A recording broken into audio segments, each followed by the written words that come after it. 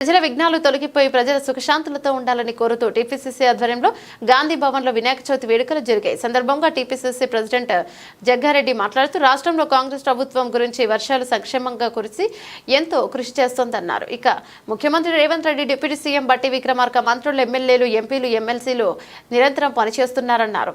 ప్రజల కోసం రాష్ట్ర అభివృద్ధిని కాంక్షించి కాంగ్రెస్ పార్టీ చేస్తున్న కృషికి భావంతుడు కృప ఉండాలని, ఇక విఘ్నాలు తొలగిపోయి అందరూ బాగుండాలని ఆయన ఆకాంక్షించారు.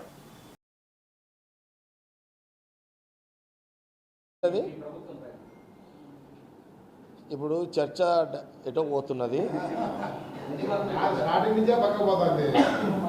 నువ్వు మధ్యలో వచ్చినావు, నువ్వు మధ్యలో కూడా కాదు, నువ్వు లాస్ట్కి వచ్చినావు. 70% ప్రెస్ మీట్ అయిపోయినాక వచ్చినావు తిరుపతి రెడ్డి. నువ్వు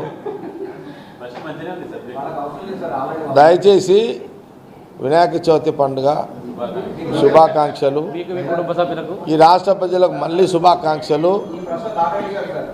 నిజంగా చెప్తున్నాను, బీసీ నాయకుడికి, సామాన్య కార్యకర్త నాయకుడిగా ఎదిగిన మహేష్ గౌడ్ని,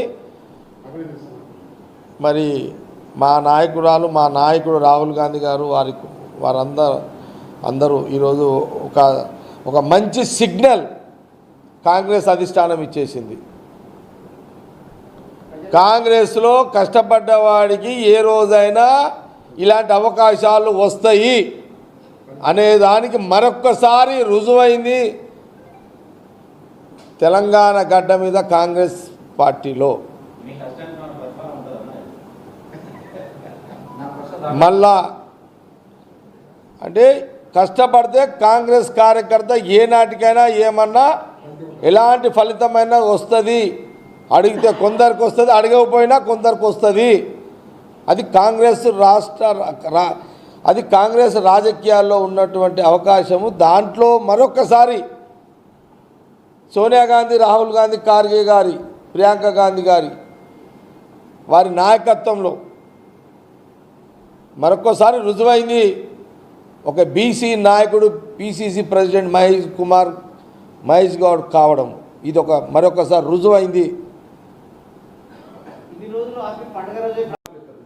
ఏదది